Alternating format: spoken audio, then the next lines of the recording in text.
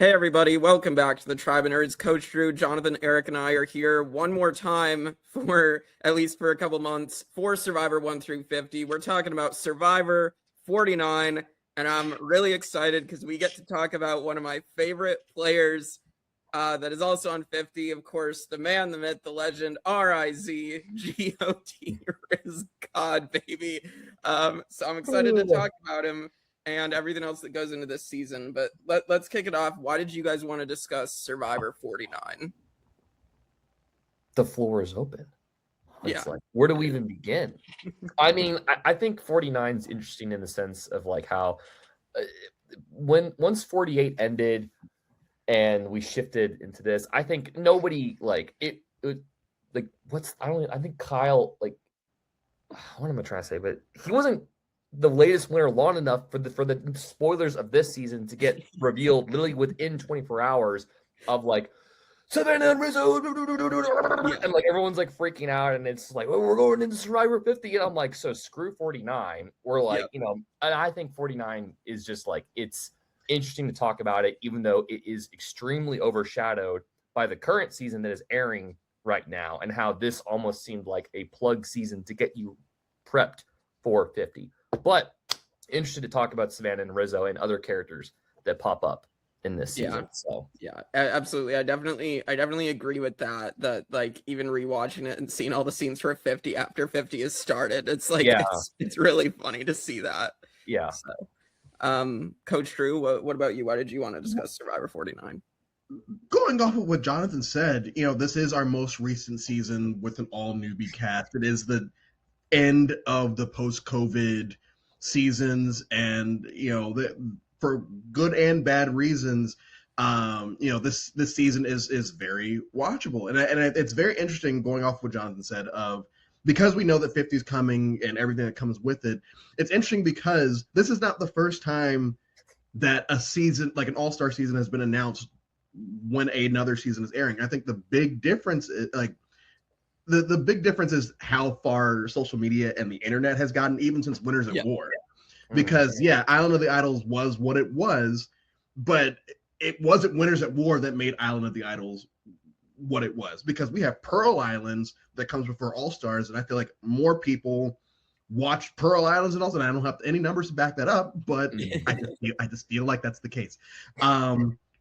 I think that we struck gold with a lot of people here in the season. I think we struck gold with a lot of rivalries that I'm sure we're going to touch on in this season. And even in the moments that, like, we still have people losing votes. We still have people going on I call them quests, but it doesn't take away from it that other similar scenes in other 40 seasons have this like, okay, yeah, we're just doing this again. It didn't take away from it this time around. Yeah, I think that comes down to how good the cast is. So, I think I think that boosts it quite a bit. Eric, why did you want to discuss Survivor 49?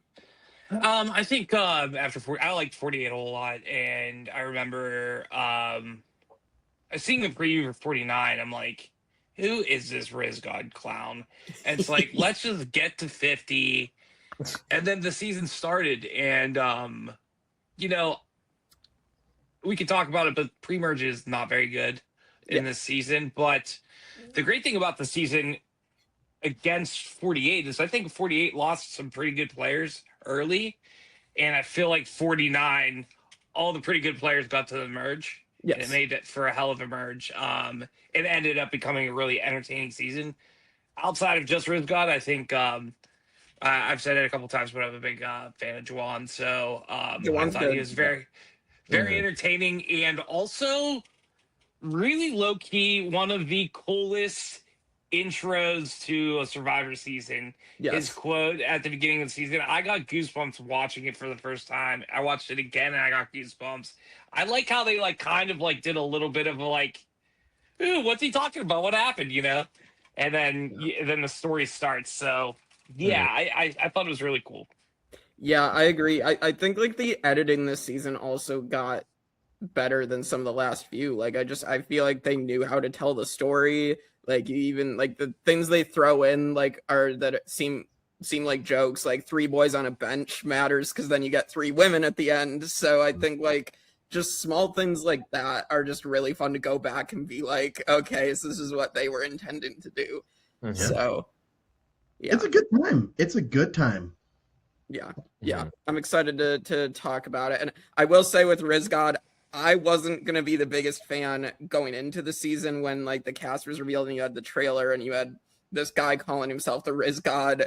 And like I was not sure that I was gonna be a big fan. Like Shane and I both said that repeatedly, and then we both fell in love with him as the show came on, and like he just became so relatable. Like even through like his like meme Gen Z moments, like he still had just so many relatable moments, as we'll get to. So Mhm. And I think I was turned off. So preseason, before I knew that him and Savannah may even be on 50, mhm. I was turned off because everyone knows I'm not the biggest fan of the Survivor fandom. And so in the org community, everyone's like, oh yeah, Rizzo's one of us. I did this. Like, we're basically best friends. Like, none of y'all actually know. I know one person that actually knows him, and he's not going around gloating about the fact that they played a game with Rizzo. And so for me, it was like, I only want Rizzo to do poorly because I want these people to shut up. And even then, by the time we hit like episode 3 or 4, it's like, no, that's very bitter on my end. I still want these people to shut up, but like this guy is pretty fun to watch, and it just gets better as the season progresses. Absolutely, absolutely.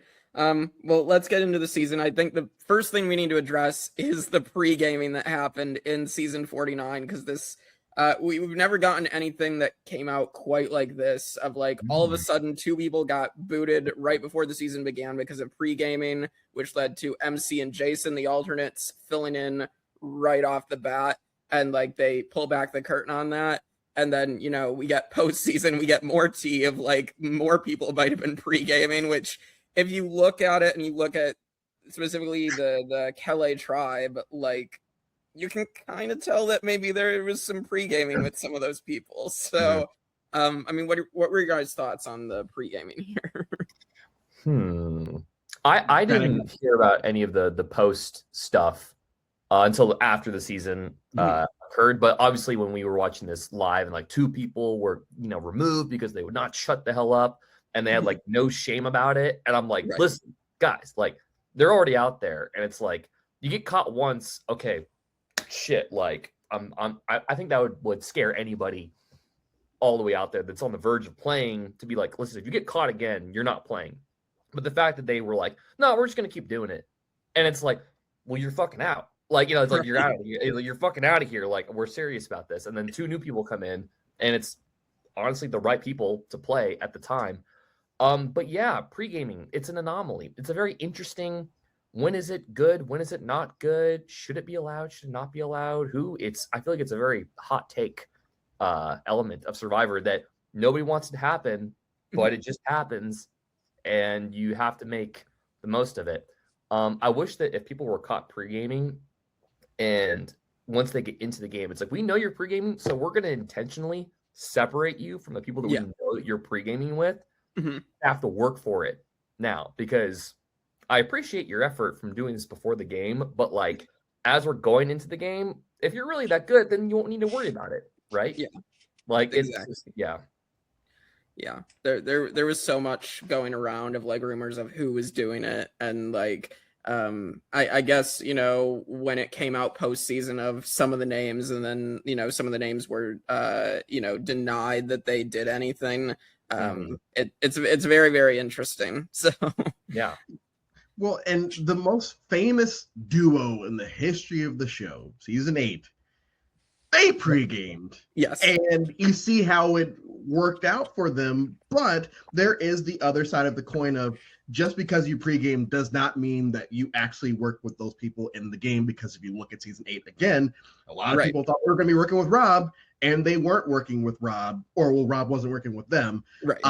So I think there is a fun line. I won't say fine line. There is a fun line of what is too much pre-gaming and all that. Now, my issue with this is production knows that all of their all-star seasons have pre-gaming. They know this. They pretend like it doesn't exist, but they know this.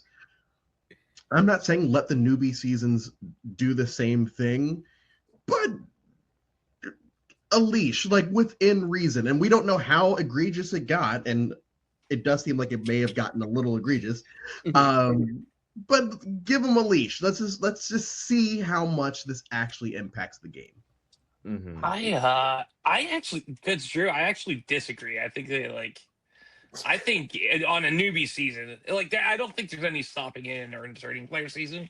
On a newbie season, like I want them to figure that out on the island. You know what I mean? Like, because you can't film stuff at Ponderosa. Right. So like any of these conversations, you want it to be candid and be the first time of them talking. Yeah, I would like no tolerance, no pre-gaming allowed. Jake, have we ever heard like this in a newbie season? Like this happening this many? I don't think so. Not to my memory. Which is kind of crazy because if it's on a newbie season, the only time that you would like logically pregame is when you're there because you don't know any of these other people, like on returning seasons where you can kind of be like, hey, I hear you're getting the call. Maybe I'm getting the call too. And we can maybe stage something or DM each other. But here, because it's all new, it's like, I think you're probably right, Eric, in the sense that this is probably the first time that a whole newbie season that we're like, we have no shame. We're going to go out there and like, we're going to get there all the way to this point and just be like, no, production, we're just going to keep talking to each other. But I will say this was just one of the first straws leading into 49 that would kind of jumble up production and force them to kind of make changes that I don't think they would normally change in any other New Era season. Because I think like this, the medical evacuation happening on the disaster tribe, forcing them to do an early, a 2-tribe situation that hasn't happened right. in a while. So I feel like a lot of this was just the first occurrence in the season that, production obviously didn't want any of this stuff to happen, but I felt like the Survivor gods were like, no, you need to change this shit up before we get into 50 to make 49 stand out a little bit more, or at least have some color to it. So I'd love to know who the two people were too, because while Jason and MC were okay, like what if those two people were like, they obviously were very active to begin with, so right. It'd be curious to see what their personalities are like. Yeah, we'll never find out. They would have been on Hina probably. I mean, if both Jason and MC were both Hina, like I think MC like could have been a really big like challenge beast and she just never got to show it. Jason, I think, might have been just way too excited just to be in there in the first place. And I think that's what makes him want to just be like Hina strong, because he wasn't going to be there at all at first. And so like, I think he's just like, okay, this is my team, this is my crew. And like, I'm not going to waver from that. And obviously that's what gets him taken out at swap. So the uneventful swap takeout. Yes. Like, but I feel like he had potential too, but it's just like, just got screwed. Literally, tribe swap screwed. Yeah, absolutely. Well, let's get into the season itself. I mean, any other standouts from this cast? I was super geeking out because Nate Moore, I knew him because I'd watched Marvel interviews and everything before for like the Disney Plus shows and whatnot when they were coming out. So I knew who Nate Moore was. And so I was super excited to see him on. I'm like, this is crazy. I didn't expect him to be a Survivor fan as well. And so I actually was like rooting for Nate as well. And like, I honestly think Nate could have been a really good player. I think he kind of didn't open himself up as much, and if like with his profession and whatnot, which I understand. But if he had done that, I actually think Nate could have made the connections to actually go deeper. So yeah, I feel like people should use the Mike White blue, like, because Mike White was open about it. Cliff Robinson was open about it. Like there are people, Scott Pollard was open about it. There are people in the game, in this game's history, that have been open about, hey, yeah, I'm not going to try to hide the fact that I have made money in my life. And so, and I'm sure we'll touch more on this later, but like the fact that it's still happening in 4950 or 49, where things you don't know who is an MCU fan. You don't know who, like Jake, if you were out there, you would have known who he was, and he'd be like, hey, like I'm not, I won't tell anyone if you don't want to, but like I know who you are. Right. It's funny that is. I mean, we go all the way back to Guatemala, and it makes sense then maybe, but like things have happened since then to say, hey, Mike White made it to final 3 and almost won. It's all good. But yeah, I was a big Nate guy, and his jury hat was tops. So yeah. Do you think he was worried there's a DC comic person on his track? Yeah. He might have been. He's got some Snyder bro on his beat. It's like, nah. He's like James Gunn out there. Yeah. I did notice, like, he does say, like, he just says he worked on, like, Spider-Man 2, I think, in front of Jawan, and Jawan's, like, super excited, and so, like, I was like, okay, he really had the opportunity with Jawan there, and probably Rizo as well, but Rizo was already, in Nate's corner regardless. So if he really took that time to really bond with Jawan over that 100%, I think he has Jawan not flipping on him at the merge. So can we talk about how entertaining all time? I think new era this Red Tribe is. Like, yes, it is top to bottom fantastic. Yeah. Yeah, you have Nate, you have Rizo, Savannah, Jawan, Shannon, and Sage. Like, yeah, it's a very crazy tribe. Yeah, it's great. Yeah. It's great. Like, I'm gonna be honest, like, I had the same exact opinions as Sage did about Shannon. I just felt like she was coming off super, like, fake, to be honest, on the show. I feel like Shannon's the type of player that would just annoy the shit out of me if I was playing with her. Like, it seems from everything I've seen on social media, like, she's a fine person. Juwan hangs out with her, so, like, he's my proxy on this season, so I trust him. But, yeah, if I had to play 26, 39, or 10 days with this person, to be like, yeah, I think I might be making faces behind you, too, Sage style. Or as you're hugging them and the camera being like, or making kissy faces. We'll get there. All right.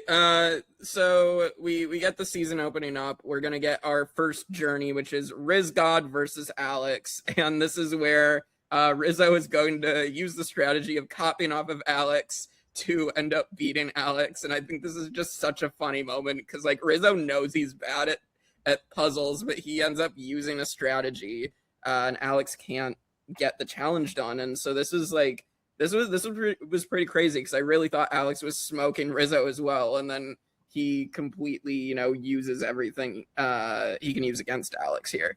The one thing I'll say about Rizo is, like, okay, yeah, sometimes he comes off a little, like, annoying to me, but, like, I can't fault the guy. Like, from the perception that I've gotten from him watching he absolutely knows, like, what his strengths and his weaknesses are, and he's not, like, he seems like he has no sense of, like, doubt in, like, what he does, if that makes any sense. He's so confident, maybe to a fault. We'll see how 50 turns out, but, like, he's very he's very intentional.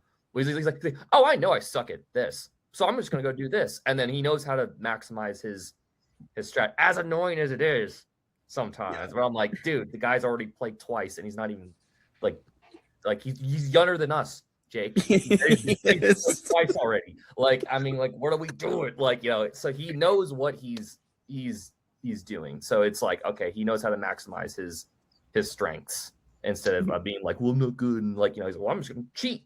Or, well, I'm going to not cheat, but, like, I'm going to read the map while so-and-so is sweating it out over there. Yeah. I've been working with college kids since college kids were millennials, and now college kids are Gen Zers. And obviously, my Gen Zers have always annoyed the shit out of me, but I still love them because despite they taught me 6-7. And as annoying as that was, It'll probably always stick with me. So that is the Rizzo vibe of like, I want to be annoyed by you so much, and I probably am, but there's something wholesome about the fact that you are just who you are, and Jonathan said it, like Rizzo knows that he's not good at challenges, period. Right. He's not good at challenges. For all of you people in the Aura community who think that you're the tits because you win all of these Aura and win all these cup challenges and think you would do well in Survivor, you're gonna have to learn a social strategic game because that ain't gonna help you. I in this moment, I remember texting my friends just being like, I don't get it. I don't get this RizGod thing, but like maybe he'll grow on me because I know he'll at least make the merge. And he did. This is when RizGod switched for me, probably almost immediately. It's like, oh shit, he's in on the joke. Okay, yeah. This is gonna be really enjoyable. This guy's goofy and knows how bad he is, and it was just he made that whole challenge hilarious. And so it was like, this guy's pure cinema. And and I think he pretty immediately converted me to a Riz believer. Yes. Are you a believer? You believe the Riz? And I love, like, I feel like he gets humanized also immediately because he's talking about his family. He talks about being the first player of Albanian descent to play Survivor. Like, that's something that's super important to him. And then one of my favorite opening quotes for Rizzo is he's like, I just want to hug myself, but that would be weird. Yeah. That was okay. So like at first I was like, I don't know how I feel about this guy. Then that line happens. And I'm like, okay, that's like actually like really funny. But then like, and then I don't know, man. It's like, I don't know if I want to like this guy or hate this guy. I don't know. Like we'll see how he progresses though. But he's definitely a character that is like, well, he's a character just in general. But like he's aware. He's aware. Yeah. I don't think he's gotten a dose of humble pie yet, but I think he's present in our lives as the holy Riz that he is. Yes. Blessing us. Imagine Riz would never gets humble pie and just like wins. Oh, that's like all of a sudden it's like, oh man, this kid's never been humbled, but whatever. Like Rizzo won, cool, that's great. Yeah. I'd love that so much at this point. But yeah, let's go to the other two tribes. I mean, we'll talk about Kelly in a minute. I did want to touch on Hina. I think the standouts here really are Kristina, because we get a lot of Kristina's story throughout the season. She's a likable person as well. And then Steven, who's also a very likable guy. I believe Eric, Jonathan, and I, we all got to meet him at Celebrity Weekend. Yeah. So Steven is really cool in person, and I really liked him. I mean, the fact like his introduction to us is like talking about he's like the bargain store Ryan Reynolds. He also didn't they say he looked like Jimmy Neutron or something? Yes, like I think at one point, yes. Rocket scientist, like I can see it. Like I know, like at Over the Edge, like we bumped shoulders at the party, and he was like, "What's up, man?" And I was like, he looked at me and said hi. Wow. You know, like it's that thing that when you meet them in person, if you've never met these people in person or have gone to any of these events, and it's your first time going to these events, I feel like they sense they know who's never been this, and you just exchange eye contact from across the room, and then they give you a smirk, and then you smirk back, and you're like, tee, and you get all like blush and stuff. It's pretty cool. So that's my Steven moment. Worlds. Jerry gave me that moment too. That's cool. Yeah, I thought originally when I saw Steven on screen, I was like, this guy isn't really like this. He is 100% like that in person, and I have nothing but the nicest things to say about him. He's really awesome, and you can see why he went really far in this game, because he is he's just great to talk to. He has really great energy, and like I mean, I argue Steven's the best player on his tribe. Like, I think like he by far makes the least mistakes. And like we'll talk about his demise later, but I do think multiple other people make mistakes too by getting him out. So, But and then one of my other favorite interactions on the Hina tribe is Jason starts talking about playing Smash Bros. And like Matt has no clue what he's talking about. They're geeking out. Yeah. It's like that. Like I love when you on Survivor when you get like these different types of people, and like you have the younger guys that are like talking about playing video games, and the older guys like zero clue what's going on. But Smash is old. Yeah. But like Smash was out when I was in 6th grade, which is what 2001. Like, so like we should know what Smash is at this point. It's like there's no excuse that you do not know what Smash is. Okay, look at this. Like, I mean, they had Smash on the 64. That's right. what I'm saying. Yeah, It's a 1999. Yeah. It's a pre-2000s game. It kind of sounds like he was repressed. Yeah. Yeah. I don't know. I don't know what was going on with Matt. Yeah. It's just funny.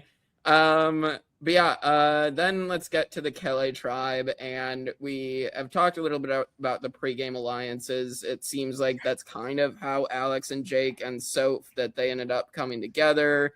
And like then they just pulled in Jeremiah as the 4th when they got there. But I think the biggest thing is obviously Jake's storyline. You know, he talks about his dad in the beginning, and then obviously the shoe bandit stuff. I like Jake. I think regardless he's probably going to be like the center of that tribe because he's their biggest guy. He's at least a likable guy, so like I think regardless of any pre-gaming that might have happened, I think Jake's probably in a good position regardless. He also had the story too, like I think he had a kid on the way too, right? Yes, and he has the biggest thing is like that he has a kid on the way, and that, you know, I think that contributes to some things as well. So yeah, and he, like you said, he definitely is the center of that tribe, and they kind of like unintentionally ended up being the disaster tribe as we progress forward. So it's very like they're quite the shoehorn bandits over there. Like they're just, it's like, you know, he's in like I'm worried though if he ever did like come back that people would be like, I know you're the shoe bandit and we can't keep you around, and it's just like crap, like, you know, one of those situations. But we'll see going into the 50s if he ever makes an appearance again. But yeah, early on I think the tribe is very all the pre-gaming stuff. Was that pre-gaming information that happened like at Ponderosa, or was it like before the game? I believe Ponderosa is like supposedly when Soph and Alex and Jake became like a 3. So, a quiet 3. Yeah. I mean, on Tribe 6, you only need 3. I mean, you need 4, but you need, if you have 3, you can get 4. Yeah. Well, like it was obvious that Nicole and Annie were going to be like the first 2 boots from that tribe, and then like Jeremiah was an easy 4th to bring in. Then they knew they could just boot him as soon as they didn't need him anymore. So, but I don't know. I'm kind of tired of I'm very tired of the disaster tribe. And I didn't expect Kele to be the one that was the disaster tribe because they had Jake, and Alex is strong as well. And I think Soap seems to be that way too. So like it was a bit shocking that they were the ones who kept going to tribal council early on. But I think that just comes down to they couldn't work well together. So yeah, you could do the whole like, well, maybe like after they voted out Nicole and Annie in the beginning, who were already kind of like being set up to be those first 2 votes on the tribe. And maybe if like Jake didn't get hurt, maybe they would have won their first one. And then like, because I guess sometimes in Survivor, once you consolidate like a core group, because we've seen this happen where it's like a tribe will be losing and they'll be like losing people, and like once the certain people are gone, like Jeff will say it at tribal, what's it gonna take to like for you guys to come together? Or like once they vote someone out, it's like, okay, well maybe this is the right, like I hope you guys made the right choice to like consolidate that power. Like we now have the right combination of people to produce a win. But it's like, I think after they lost their first 2 people that they were setting up to get voted out, and then their powerhouse guy goes, then it's like, well shit, how are we going to carry on with like, you know, only 3 people? Which is I think that's the second straw after the pre-gaming, is like the disaster tribe losing unintentionally which forces the domino into another tribe swap. You know, it's just a lot of stuff that makes 49 stand out for interesting reasons. So yeah, absolutely. Jeff at the when they go from 3 to 2 is great. He's like, this ship is already sinking, but good news, there's a life craft. But good But it news, always Zach needs Brown to- is here. Yeah.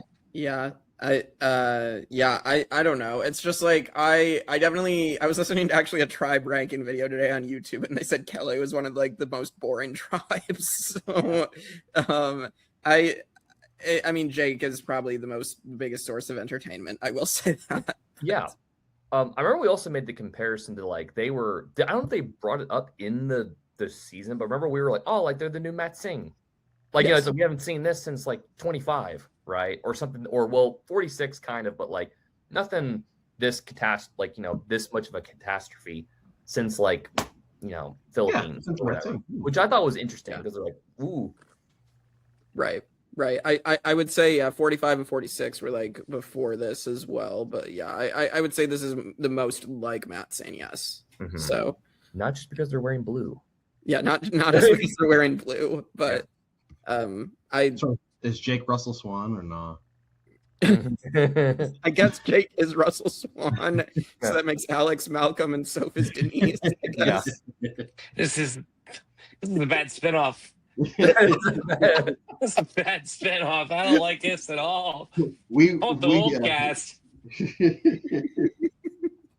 Like, I actually really enjoy Alex this season just because he's like, I thought even like he came off endearing in his loss to Rizzo. Like, I just kind of liked his attitude while losing. I thought it was really funny.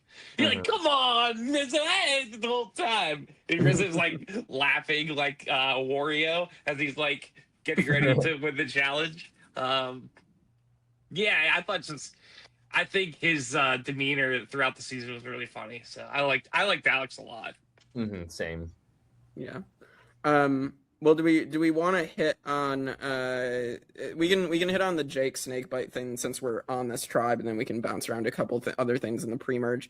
Yeah, I mean the Jake snakebite situation. I mean that was terrifying because everything I've read is like, yeah, sea snakes are poisonous or sea crates.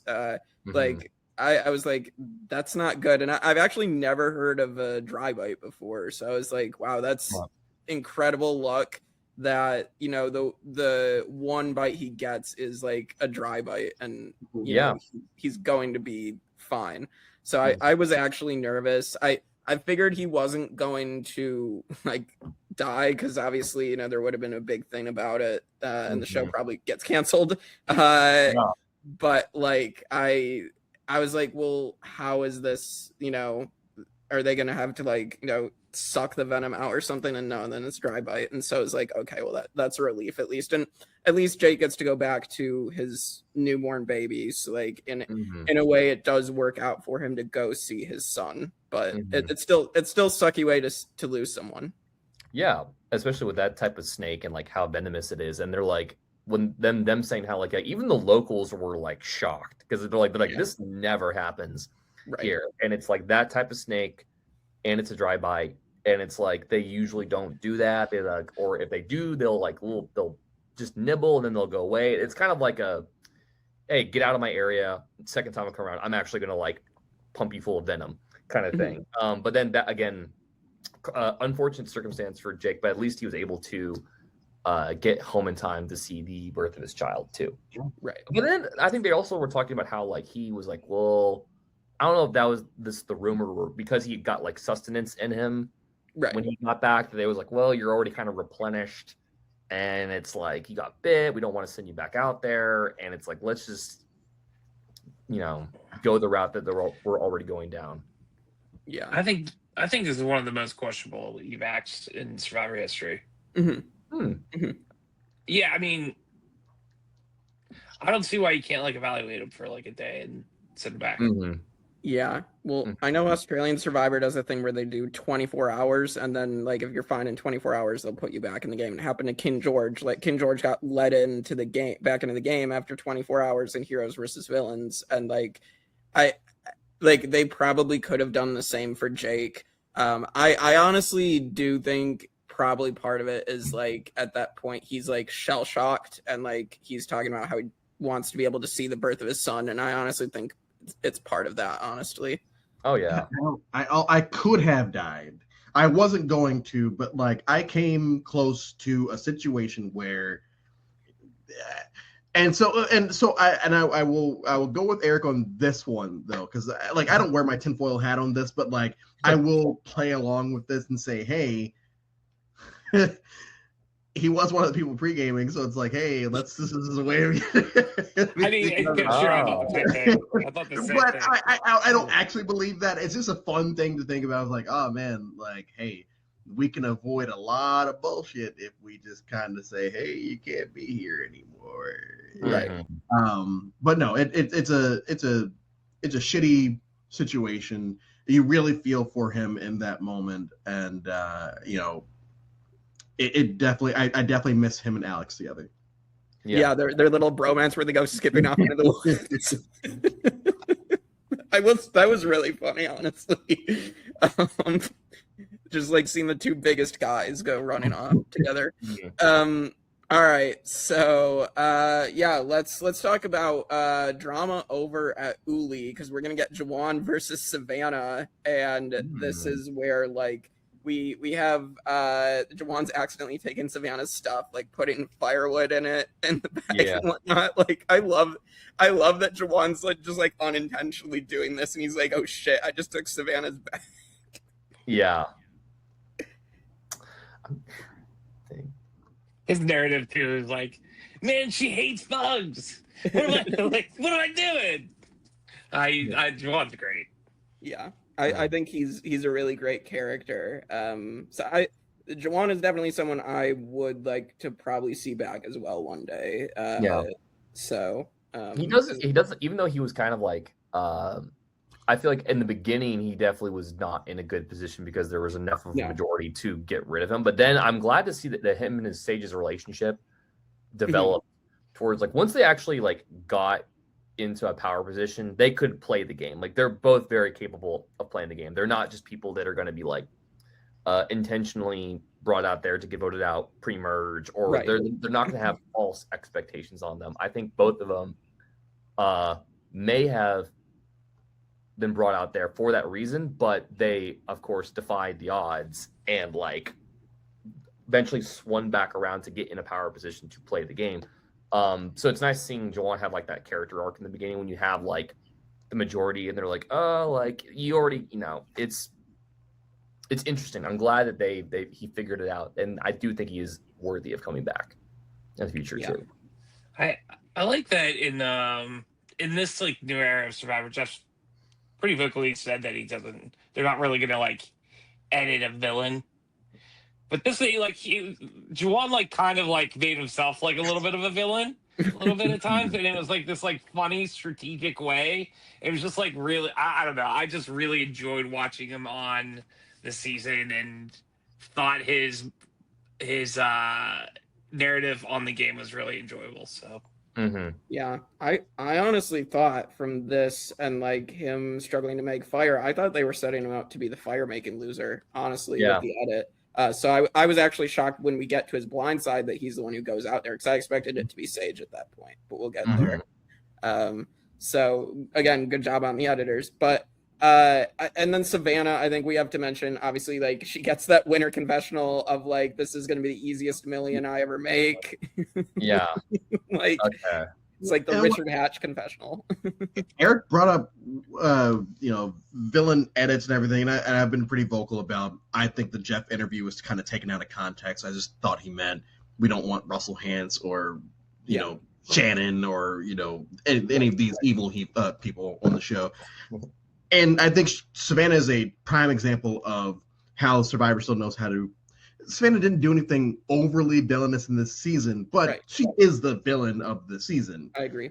By a very large margin. You can probably add Rizo to it, and depending on how you perceive the Shannon Sage situation, you might think of one of them are. Savannah's one of the first villains that I've ever actively rooted for to win the game. And pretty early on, it's like, I'm vibing with her. I didn't like the whole thing with Kristina that we're going to get to later. But like, I was rooting for her, and I just kept sitting there watching her play throughout the season and seeing how she's being perceived, and as mainly a villain, but like not. And it's like, oh, once again, why do Survivor fans think that Jeff doesn't want villains when we've had many villains since he gave that he did the podcast? I further like carry the narrative for me that his interview was taken out of context. And I'm not a Jeff defender by any means, but I definitely believe when he said that he was talking more about the Russell Hansons of the world, the Ben Brownings of the world, those types of people. He still wants TV villains because TV villains are very fun to either root against or root for if you're a sociopath. And in this season, I was one of those. Yeah, I agree with that.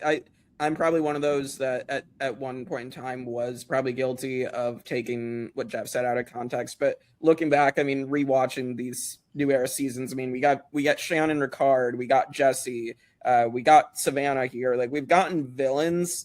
You know, like you said, Drew, like we might not obviously get villains like Russell Hantz anymore, but like, yeah, I think when he said that, he meant more like the old school villains. You never really got as much of these like humanizing confessionals as well as their villainous confessionals. So like, I agree with you. Savannah is definitely a villain in the season, but I could say the same about Sage and Jawan. You know, Oh yeah.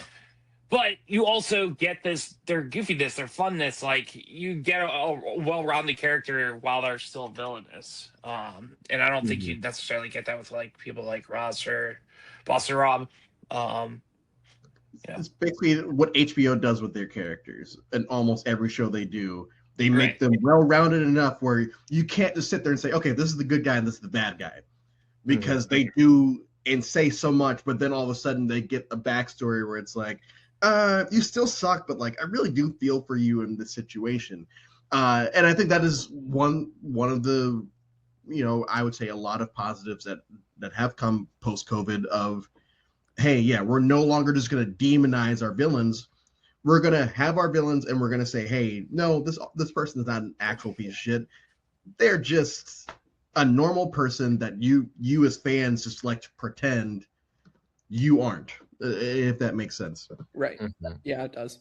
Yeah, and then the other thing that happens before the first swap, Jawan's interesting move to make on Hina after he wins that journey where he like makes them carry the weight in the challenge. I don't know if it necessarily ends up totally mattering in the game, because I don't think it's why Jawan ends up getting targeted later. I just think like that this is an interesting move for Jawan, where he, you know, chooses to do this for the tribe, you know, and kind of earns some goodwill from Uli, and then it should piss off Hina, but I don't think it really ends up doing that. So, so I find it to be interesting. And then we get the swap and we get Heen, which my favorite moment is like they're doing that, like coming into that swap challenge, and then you get like Rizo and Nate and stuff being like, this is totally crazy. Yeah. Someone was saying like, shut the hell up. Like, come on. Like, I was like, come on. Like, it's so funny. But yeah, so we get that swap, and we start setting up the Shannon versus Sage storyline that's going to culminate in the swap to 3 tribes that we get at the end of the pre-merge. And I think this is just such a fascinating rivalry, and I thought it was well built up for like 3 episodes. Because I was definitely team Sage all the way. I always saw Sage as like definitely not exactly the same as Carolyn Weiger, but I saw her like the faces, and like I felt she was like Carolyn, but her own character still. Yeah, and it was very one-sided too. The rivalry was, you know, we're not rooting for the underdog in this situation, the underdog, the whatever in this situation, because the way that Shannon's being portrayed, I feel to the majority of the audience, it's like, yeah, I'm good.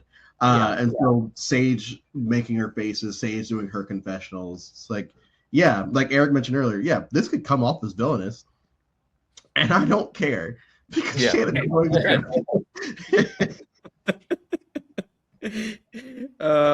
Yeah, it's just so funny, and like even like people start catching on to the fact that Shannon is coming off as fake and like transparent, and Yeah. like, I kept close watch of like how she was like speaking to Steven and Alex and stuff on the swap tribe, and yeah, like it just definitely came off as her just trying to kiss ass to get them to vote with her, like, so Yeah, and it's one of the situations because she was like originally like in the majority on the Right. tribe, so she never really started out as an underdog.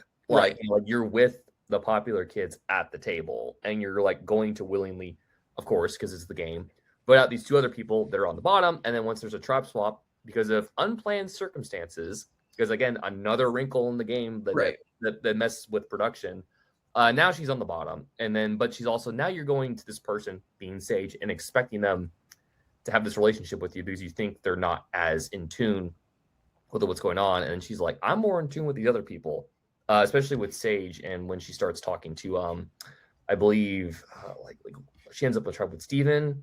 Yeah, it's Steven, Jawan, and Shannon on the 3 tribes. Yeah. Yeah, they both finally find their people, Mhm. which is a big thing in Survivor. Obviously, it's like if you find your people, you're good. And sometimes it's early, and sometimes it's later. But as long as you find your people, you can make stuff happen. Yeah, because they ended up with the bottoms up alliance. Yeah, literally. And then the other funny moment from the pre-merge is, of course, Rizo with the flippers, which I think is just so funny. Like this made him relatable as well, because I feel like that'd be me with the flippers. Like I'd probably not know how to walk in flippers. And I found it interesting. They bring up Ozzy's name as well. We get Ozzy, them calling Rizo Ozzy Jr. Savannah's talking about Ozzy, which she ended up on a tribe with Ozzy, and it didn't go well for her. So, no, I mean, any thoughts on Rizzo's character moment here with the flippers? I'm like, so nobody knew that he just had to walk backwards, but that would have robbed the moment. Yeah, I think that's how you're supposed to enter the ocean with flippers. Is you're supposed to like walk backwards into it. But like other than that, but again, no one's telling him that. It's Rizzo. Just let him go into the water with shorts on. Let him cook in khakis. Let RizGod cook. Let him cook. Jake, like you said, it makes more relatable. And for me, it's one of those moments during the season where we as the ones in the know that this man's going to be on 50. Yeah. We know this man's this is one of the moments where it's like, okay, yeah, they're giving us a broad view of this person because they want us to know all aspects of this guy because he is going to inevitably be on 50. And so, yeah, I thought it was a very wholesome moment, a very relatable moment, like you said. And it just adds to his character moving forward, even into 50. So yeah, I enjoyed it. I wish this is who they sent out to rescue Coach. Oh, that would have been a full circle moment.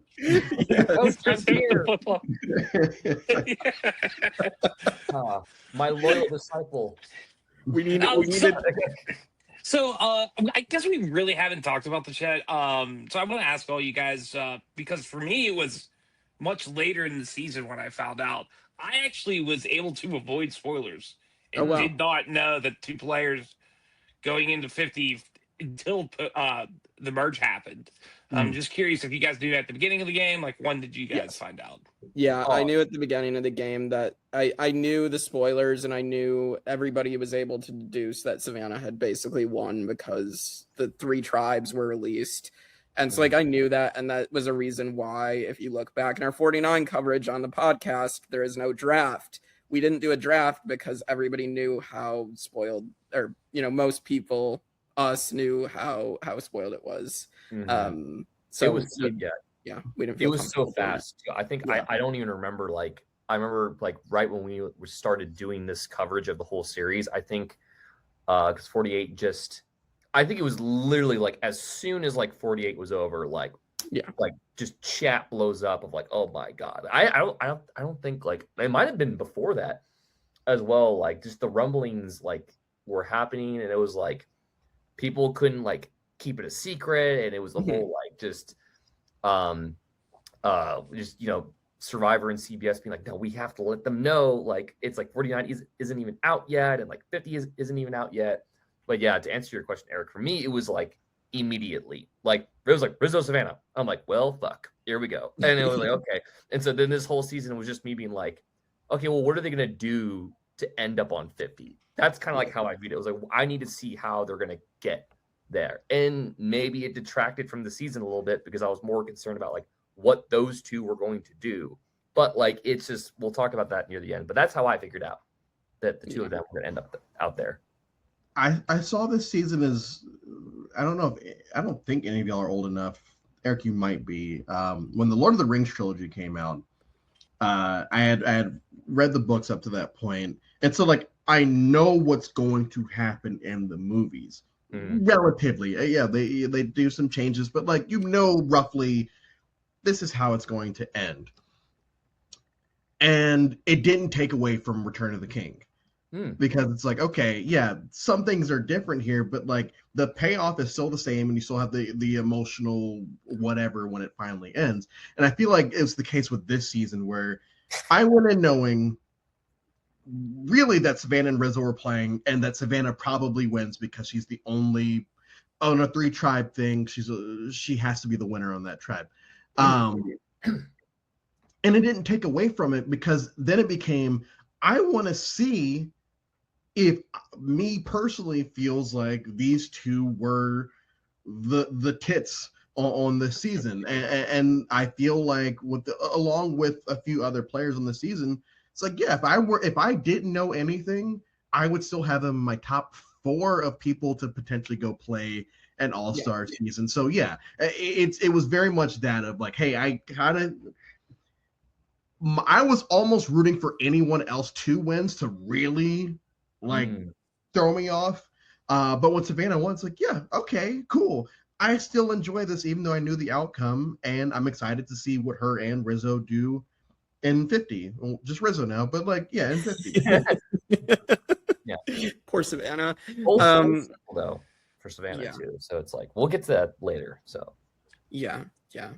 All right, so let's get to the post-merge. So we get our final 11. This is also the point where Jeff decides to reveal that they might have a spot on 50, which I think was an odd decision for Jeff to step in and be like, hey, if you guys do well enough, you might get a spot on 50. And I just think that's kind of overstepping, but we've seen Jeff overstep many times before. Even in the golden era of the show, he couldn't hide that he wanted to be with Boston Rob. So he couldn't hide his love affair.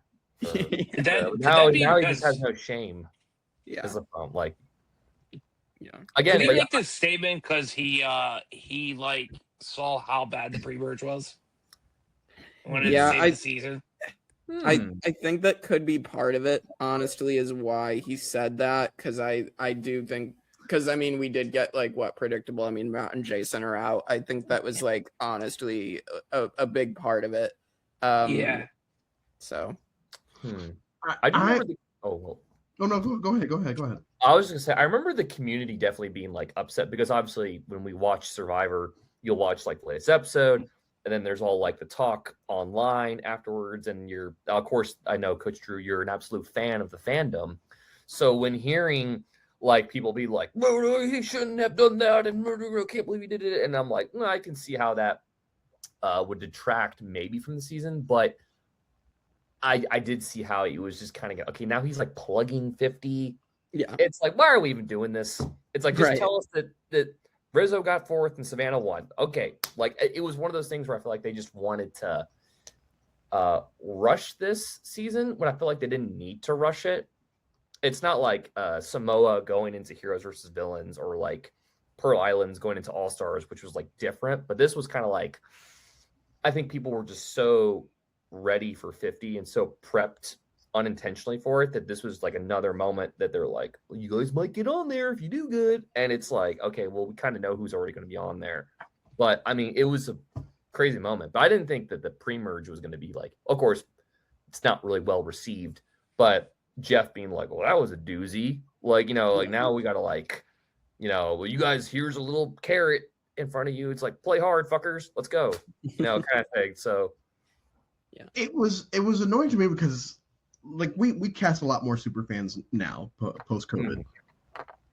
These people, especially in 49, they know what happens next because we've been talking about on all the pods and there are certain people going to be playing for 50, specifically the people in 48 and 49. Are they playing for 50? So they already know they know that they could they know what has happened on previous seasons going into an all-star season. They're not stupid. They are aware of this. And so for it felt very similar to a lot of things that Jeff has done in the post-COVID era of just saying things so that the audience knows that he's vocalizing it. It's like, we don't care. You don't have to vocalize this. We as an audience know this. I don't even have to, I'm not going to touch on what I'm alluding to, but like, we know this. And so for that, it has felt like another moment of like, okay, dude, they don't need to hear this. They know. Rizzo is probably the biggest fan on this season. Maybe, who's to say? You don't think that Rizzo's not trying to win and get on 50? Right. That's crazy. So yeah, it felt weird. It felt weird at the time. It felt weird, thinking about it today. And it almost felt like we have two people on our season casted already that we kind of don't want. So please, someone take their spots. Which is definitely not what happened, but it just felt like that. Yeah. It didn't bother me. I guess, I don't know. I just didn't think it was as big of a deal. Just because like precedent for past returning player season with the newbie season before it. It felt like someone from that cast was going to be on there anyways. It was going to be one of the 11 of those players. They're not going to put Jake back on season 50. So like, yeah. I think like just kind of stating the obvious and it being a little bit of a slower pre-merge. Like, come on, guys, let's. And he knew the cast that was left on this island. Like he knew that he was going to get pure cinema by saying something like that. So yeah, I didn't have as big of an issue, I guess. But I knew I was in the minority feeling that way. Yeah.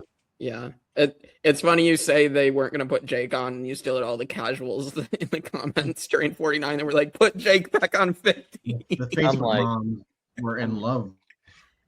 Do you imagine Jake and Rupert in alliance? And probably love. Okay. Yeah. He would have killed that snake before Jake. My last comment on the pre-merge, we had a white guy with dreads. Moving on. All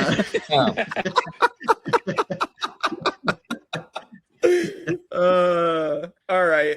So yeah, we get the post merge, and this is where everybody's gonna turn on Rizzo, Savannah, Soph, and Nate, and Jawan and Sage are basically the swing votes. They decide to turn their backs on them, and this is where Rizzo is gonna be like, well, I have an idol that's very public. Everybody knows about it. MC just told me everybody knew about it because Sage basically spilled the beans. They were claiming it was Shannon who spilled the beans, but it was Sage, obviously. And so we get to Tribal, and we get the first instance of the RizGod bluffing his idol, being like, I have this public idol. I might play it. I might not. And, in that moment, I mean, we'll get to it as we keep going through these votes. I mean, did you guys ever feel like, he was going to end up playing it? Or like, was he gonna do what he did? Like, what did you guys feel?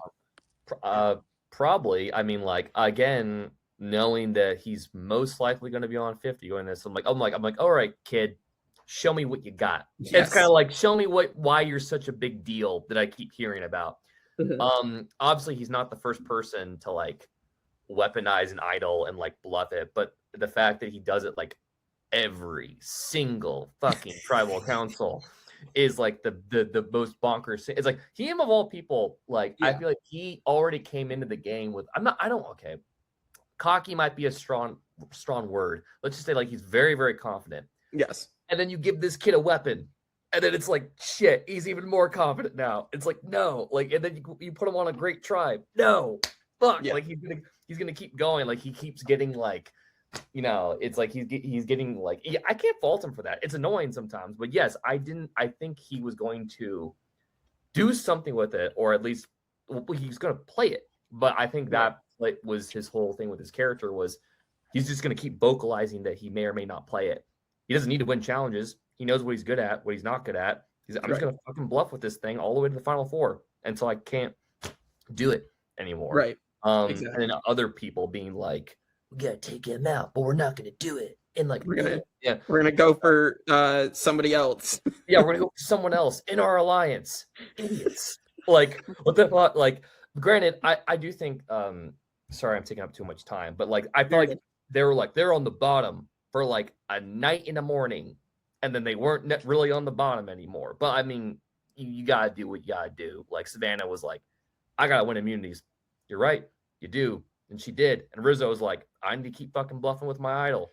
You're right. You do. Did I hate it sometimes? Yeah. But God damn it, when you're playing Survivor, you got to do what you got to do. So, yeah. It was obviously when you look at Rizo, specifically this tribal, you harken back to Fiji, which makes the name Edgardo. Yes. Yeah.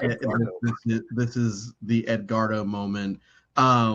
As far as Rizo basically holding the entire game hostage with his idol, I kind of felt like he was just going to play chicken with the tribe long enough for someone to inevitably call his bluff and or steal it from him, which neither one really happens. But I did feel like everything would come down to one episode where who's going to chicken out faster.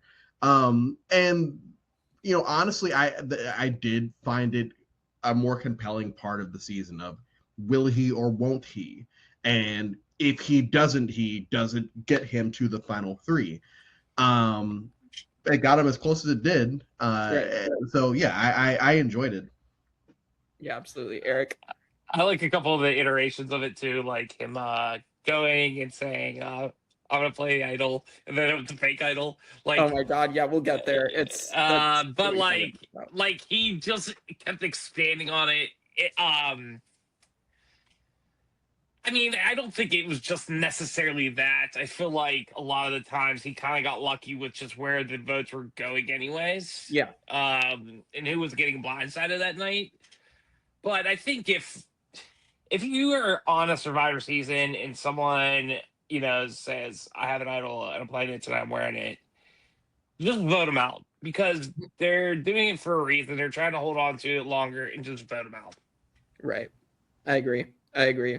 We'll talk more as we keep going through these tribals, but yes, we are going to have the Edgardo moment. They're going to take out Nate, and now Soph, Rizo, and Savannah are on the bottom, and now we're going to split into two teams, and we're going to have an immunity challenge between the two teams, and Savannah is going to win her first of 4 immunities here, and she is going to become the hot Grim Reaper. She's going to go over with the immunity necklace and be able to bank her vote. And I mean, I thought this was a fun twist for like, if you're going to split them into two teams, like they have been doing all of the new era, like giving the person who won for their side, like the ability to still go and take part in the other tribe's tribal. Like it also felt like Australian Survivor, because we've seen that with George and a couple other people that have gotten to do that. And I loved like that person getting to have a little bit of power for being like the last person left to win the immunity for their team. Mm-hmm. Mm-hmm. Yeah, it almost felt like this season, and this is a prime example. We're going to come as close as possible to listening to the fans. Mm-hmm. Say, hey, y'all have complained about this, that, and the other through this post-COVID string of seasons.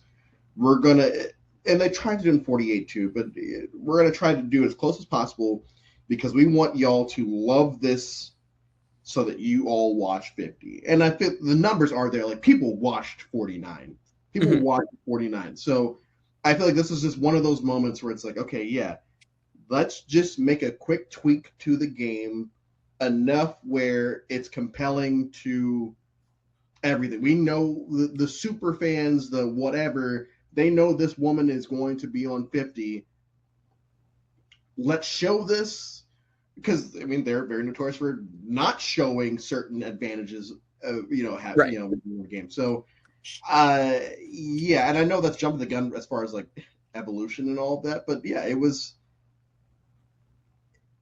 it's one of those big things I really appreciated in the season. Yeah, 100%. Jake, I will tell you this. I think I like it better when it's like a separate tribe. It's not like at a merge. It's a separate tribe person going over to that group Mm-hmm. and doing it like they did in Australian Survivor versus like this, where it was everyone at the merge and it got split Right. up and someone's going over. Because I just like the dynamic war of that person coming over, not really knowing the situation, Right. and having right. to like download all the information of what's going on in this tribe to figure out what to do. But I also like when I know Australian Survivor, they just bring them in at tribal council, which I don't get that at all. They should be able to go there before tribal and talk Right. to the Yeah, I see what you're saying, because like the George tribal where they take out Simon with 2 idols, like George is part of that, which sets up their feud. Like that is because like they're on different tribes at that point, and that's like the whole fun of that. And George doesn't know the full dynamics, and he's just like, okay, well, I've been told to vote Simon, so yeah. All right, so yeah, we're gonna lose MC here because MC did play her idol at the previous tribal, because it's the one where Savannah like almost tackled her for the keys. So that was a moment we forgot to mention. So MC is going to play that idol, and so I think she ends up losing some trust clearly. And so then her and Yellow Sophie, another thing we forgot to mention, we got Yellow Sophie and Blue Sophie, or Sophie and Soph now. Which was a whole thing I remember then. But yeah, MC going. I'm a little disappointed just because I think MC again would have been a real beast in these challenges. Mhm. I thought she was really good in the pre-merge challenges, and I think unfortunately I think it's also like part of she didn't have to go to that many tribal councils to test things out, and so like she's kind of just in the situation where she doesn't necessarily know how to handle certain dynamics there at this point, because this is like one of her first tribals. So I think MC seemed way better socially than this mishap kind of indicates. I think she's kind of Yeah. a little unlucky. Yeah, I agree. That's how I felt too with a lot of the post merge characters, is like they just want you to focus on Rizzo and Right. like Savannah so much, Right. but they're missing opportunities with like other people that you could say should come back for future seasons because they are compelling, like Steven or MC or Jawan or Sage or any of them.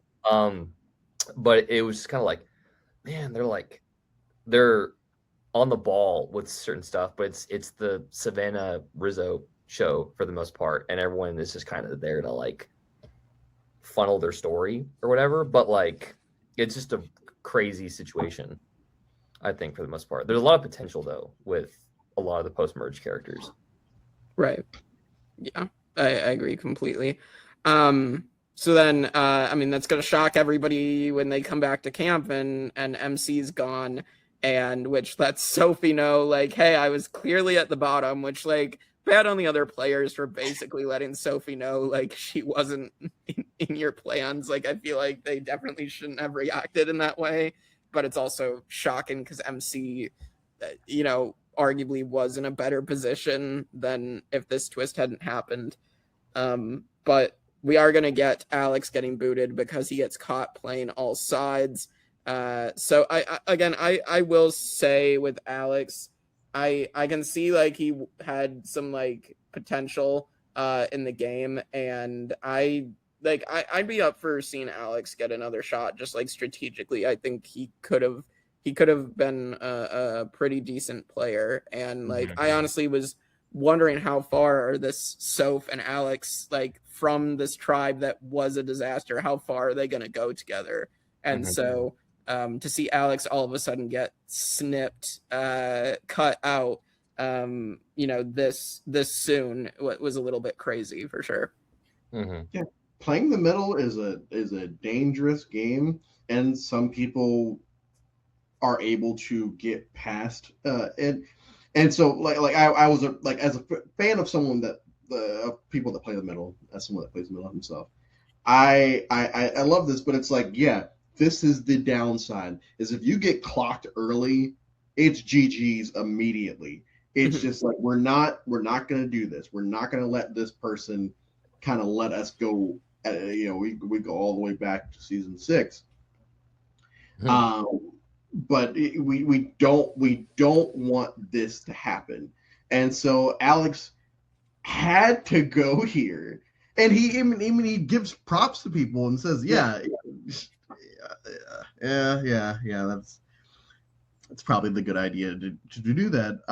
But do I see Alex again? No, because only because I feel like we will always inevitably get an Alex, right? Whether we get shown an Alex. Like, whether we get shown someone playing is different, but Alex played his role in the season. I think he played it very well.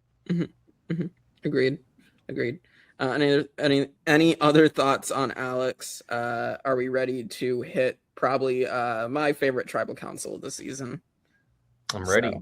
All right, let's hit the Jawan tribal council. So at this point, Jawan and Sage have been the swing votes, but now they've kind of upset some people, gotten caught themselves, and this is where we are going to get Savannah and Rizo really double teaming the situation, and they get Sophie completely on their side with the two of them and Soph, and they're going to make this blindside happen. And I definitely, again, I thought Sage was going here, so I was shocked when it was Jawan. But we get some great idol bluffing from Rizo, and we get some great acting from Savannah. So Rizo gets up to play a fake idol. I definitely thought, I remember, because this was the Thanksgiving episode, I remember sitting with family and I'm like, oh, Rizo's actually, playing his idol here for Savannah. And then Jeff's like, but this is not hidden immunity idol. I'm like, what? And I was like, Jawan, I'm like, what the hell, bro? Like, this isn't a real idol. And then Savannah's acting, like her just being like, did you do this? And like, not letting Jawan know like that they actually had the votes to take him out. Like, not even with her extra vote, like she didn't even need to use that. But it's so good. So what are your guys' thoughts on the Jawan vote?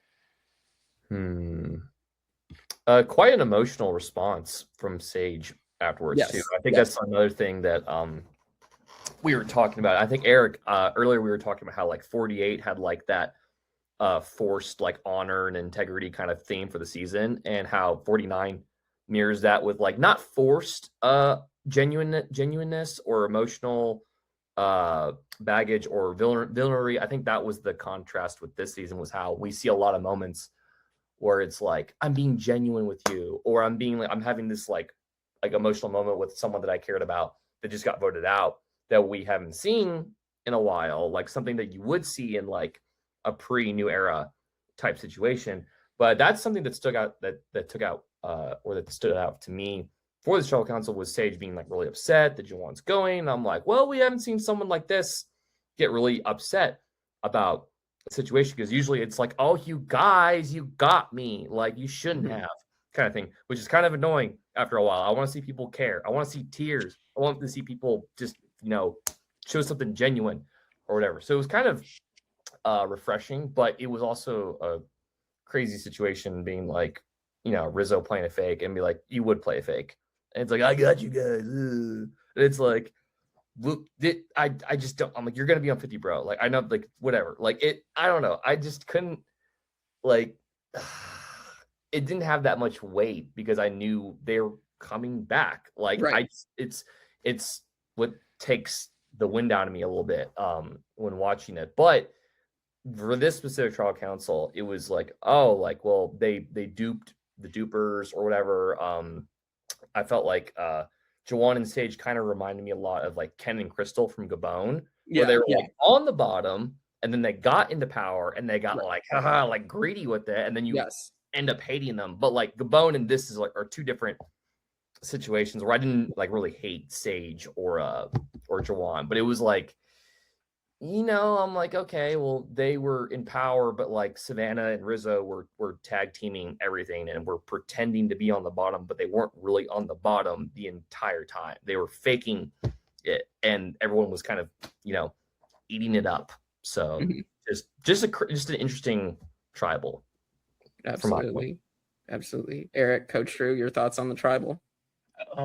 Yeah, I from Jawan, go dude, play reliable, man. Like, and then Savannah, like her acting, and then Jawan like thinking he got Savannah, and then it was Tan, and his reaction changing, but it was like really funny at the same time. This is why I just really adore him as a player, man. Like he was in it to win, but like he also he also like was a good sport about it.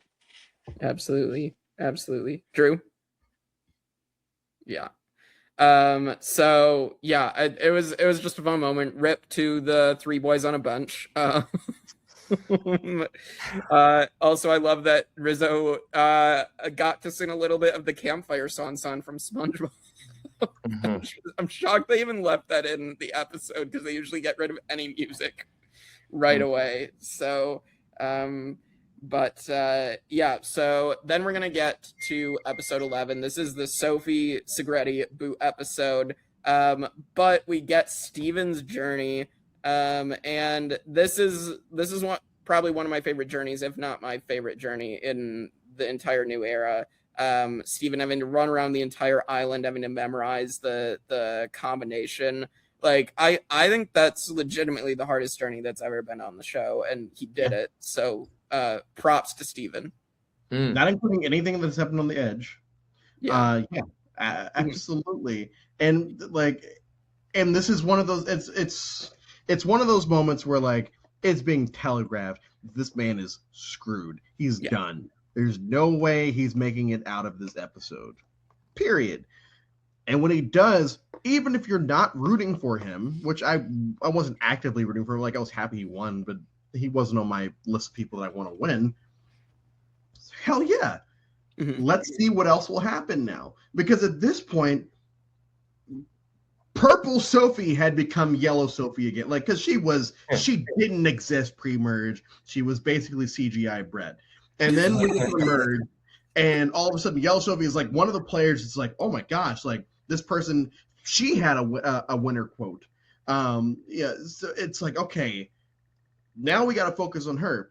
And then Steven wins this. It's like, oh shit, I don't know necessarily what's going to happen at this point, and it's just because this man won in a twist that like most Survivor fans are not the biggest fan of. Like, stop sending him to do, but in a moment where Steven is winning this challenge, or winning this reward challenge, reward-ish. Yeah. It's very fun. It's a very I won't say this is the turning point in the season, because I do think the season, once the merge hits, was really good. But this is the turning point as far as like, oh, this goes from bottom middle for me to like top middle for me, because from here on out, you don't really know what's going to happen, because still in the back of your mind, it's like, okay, what if Savannah or Rizo don't win this? What if this is all one big red herring and it's just Kyle and Dee on the season as the only two winners? Yeah, that'd be crazy. Yeah, that would have been crazy had they really pulled the wool over our eyes. I think the season would have gone up for me. I'd be like, oh wow, I'd be like, holy shit, like you really duped us. You duped us with that. I didn't know that Savannah had won. I just knew that by this point in the season, I knew those two were in it. But like, we're at that point in the season that they could get absolutely voted out and still make 50. You know, so right. My take on the Steven thing, I don't know what the circumference of a island is. I didn't know what kind of length are we working? Like, is this like a 5K? Like, is this like what's the mileage? So yeah, I didn't know if he was cooked or not. Yeah. So I found that interesting as well. Yeah. Yeah, absolutely. Yeah. So him winning the block vote, we'll get to that shortly, but yeah, I mean, great moment. He then does win the immunity challenge as well. So it's a great episode for Steven. So but then yeah, we are gonna lose Sophie, which is like, you could argue it's Savannah's only challenge competition. Obviously, Soph is gonna win that final immunity and send her to fire, but like at this point, it felt like Savannah was going to win out once Sophie leaves. Because, I mean, I guess Steven as well. But, like, I think because Sophie had been the one, though. Steven had won a couple. But, like, Sophie was the one who was, like, toe-to-toe with Savannah in a lot of these challenges. Yeah, and her mentality, too, was, like, I want to keep her in so I can beat her. And I remember they talked about that, like, earlier on when Jawan left. And then Sage and Yellow Sophie are having that conversation. She's like, Savannah's going to win the game. Why did they do that? And she's like, well, I had to do what I had to do. And then it's like, and then Sage later on explains that she's like, oh, in her mind, she wants to keep Savannah around for the pride of beating her. And I'm like, what the fuck? Like, that doesn't make sense. And it's like, and then Savannah wants that because that's, I mean, how good Savannah is. Like, she's like, sure, yeah. But then what happens, though, is they use Sophie to take out Jawan. And the next vote, it's like, yeah, we're going to take out Steven, but, like, it's just, I feel like Yellow Sophie thought she was, like, in it. Like, she was in the deep end with the Alliance, but it's like, no, like, you're the flipper. Like, if plan A's not available, you're plan B, and then you're going to get taken out, kind of thing, too, because she just wasn't trustworthy also. But, yeah, so I don't think, I just wasn't a fan. I'm sure she's a nice person in real life, but, like, game-wise, I was like, I didn't exactly shed a tear after that tribal council. Yeah, absolutely. Any other thoughts on us losing Yellow Sophie? No, because there were still at least two other people in this season at this point where it's like, now that the person that has a winner quote has been voted out, I'm still not convinced that Savannah or Rizo or, like, I'm in the back of my mind, it's like, yeah, they're probably going to win. But what if one of these two other people in my head actually win the game? Because we're being shown a lot from them at this point. Steven and Sophie. That it's like, okay, if they really pull this off, if they really trick us as an audience, the audience that has these big brains, and we've created our own version of Moneyball where we can guess a winner before it actually happens. If they can beat us at that, then good on Survivor. So yeah, I do think this is a fun moment because it doesn't really kill the rest of the season. Yeah. Do you think, this is a real, like, side question, I guess, do you think that the editing department, like, kind of steers away from the complete surprise winner? Because I feel like when you get those kind of winners, the Gamelers, the Chris Underwoods, like the Ericas, it's not like a very warm take from the rest of the Survivor fandom. But I know you hate Survivor fandom, so Kistri, your thoughts? I don't think they'll stray away from it. I think that they love. I mean, controversy still gets people to watch. Sure. I don't think they stray away from it. I honestly just don't think they know how to edit certain winners. Right. Specifically, Erica will go. I feel like Kenzie was getting a fairly decent edit, but Erica, we'll just latch on to Erica. I don't think they knew how to do it. Now, I was still rooting for 2 of the 3 finalists in 41, the one not being Xander, or no, one being Xander. Like I was, but like, so when Erica does win, it's like, okay, yeah, that makes sense. Then I get home and I read online, it's like, oh man, people are upset and are shocked by this. That's weird. I felt like this is kind of how I was seeing it. So no, I don't think that they necessarily care about fan reaction to that kind of stuff, because they would have changed something at some point outside of, hey, we're going to move to Final 3, hey, we're going to add Final 4 fire making. Like, at a certain point, they had to stop with the, we want our favorites to win, and just kind of get used to the fact that people are just going to hate what they're going to hate. And if they're going to hate Chris Underwood coming back to the game, which they did, that still didn't stop them from, I know that they filmed it like Winners of War right afterwards, basically, but that didn't stop them from saying, hey, we're just going to do Edge of Extinction again anyway. Why not? Yeah. Yeah, so we're going to get to this final 6 round. So we get the Tres Leashes at the final 6, or Operation Mexico, as Rizzo jokes about, to compare to Operation Italy. But yeah, I mean, I think this is pivotal in getting Soph to not take Rizzo's idol, honestly, is like making sure that she feels she has a final 3 going this route. So I think that this is a super important thing and explanation as to why at the end of the episode she ends up going with using the knowledge is power on Steven, which obviously was a bad move for her. I definitely was like expecting, I thought she was going to be stealing other people's idols, because I thought she was going to use it on Kristina earlier in the season, when that was found, and that was like a red herring.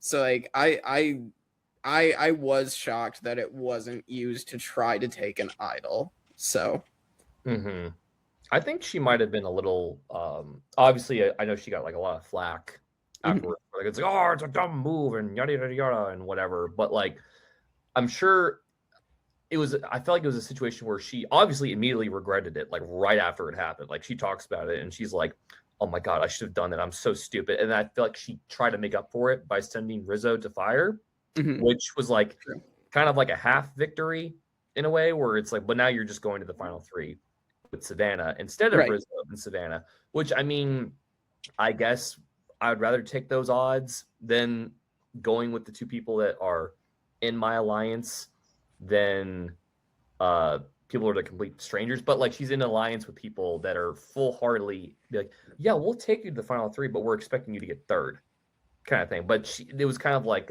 once the bell was run, it was kind of like, you know, there's kind of no going back from that point. I mean, you can send either Rizzo or Savannah to fire, but you know, might not help your stock completely. You might get 2nd, but I don't know.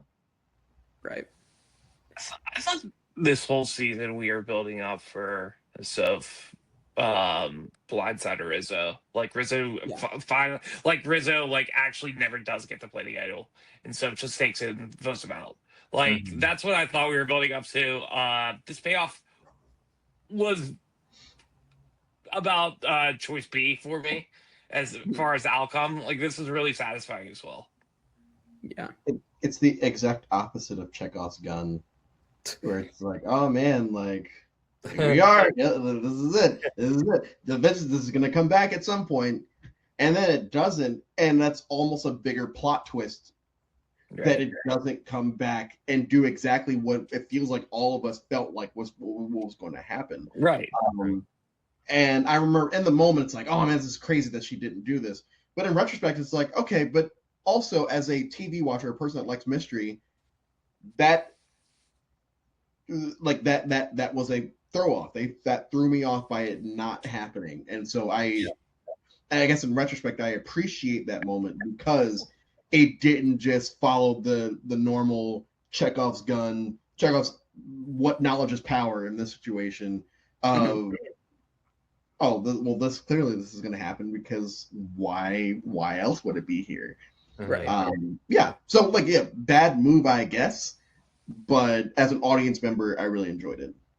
For sure. I think you might have just changed my mind here. I think you're right. I think it probably is the best outcome for this, because the expected outcome is not going to be as shocking as what happened.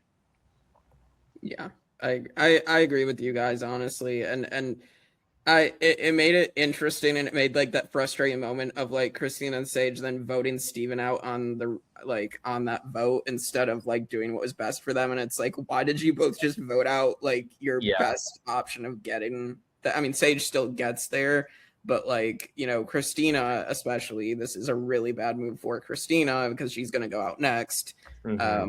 So like to cut your closest ally. And I also understand that because she wants to be able to own her game without Steven there. She just did it a bit too early. So, unfortunately. So, yeah, and we get Rizo bluffing his idol again and being like, bluffing the expiration date. It goes till 5. So, he bluffs it again, and then Sage calls him a turd. So I love that. Turd. I love that. Turd. So good. So good. He's like, you little shit. Oh, like, he really is though. So it's funny. So yeah, we are gonna lose Steven. Very, very sad. Again, super nice guy. Would love to see him out there again. I would love to get him on the podcast. So Steven, come on the show. We'd love to have you. But yeah, let's get into this finale. So we get Kristina getting booted here. Rizzo's going to play his idol. Doesn't really matter because Kristina's going to go. I do think for Savannah, this is a really good move to just like basically kind of control this Kristina vote of like, this is what I want to happen. And like, they do listen to her because, Kristina's not in their alliance. So, and I think like arguably they, Rizo, I think Rizzo's mistake here is probably not getting rid of Sage. So, but like Savannah kind of strong arms them into voting Kristina out here. So it's not until the finale that we learned that Kristina is some all-time fire-making goddess. Yeah. We don't know anything about this. It felt of everything else that happened this season, this is the one that came out of left field the most. I do agree. Dude, everyone was sure about it too. Yeah, and I was like, wait, did I miss something? Because I didn't. In my head, it's like, okay, maybe everyone else caught this, and I'm just like a drunk that watches Survivor. And so then I realized, oh no, everyone is on the same page. This was never told to us. It kind of feels like, hey, we're just giving this person this random storyline here so that it makes sense why they go home. But it's not the case. Apparently, Kristina was actually really good at it. So. Yeah. Yeah, I don't know. Like I liked Kristina. I think they gave her some good stuff, like the whole storyline with her mom and like that being a huge part of her storyline this season. I thought was really, really good. And like again, giving someone like that humanizing moment that we can follow as an audience, I think is good. I think as a player, I think Kristina definitely just made a lot of mistakes that to remove her win equity in the game. So yeah, sadly, I loved her. I loved her moment with Savannah at the well, though. That was all time for me. Yeah, just Savannah glaring at you, being like, well, "Don't look at me like that. What are you doing?" Yeah. It's like, "What are you doing?" Like, I don't play that game, Savannah. You're gonna have to come at me different. Yeah, I think that she was screwed going to the finale, sadly. Yeah.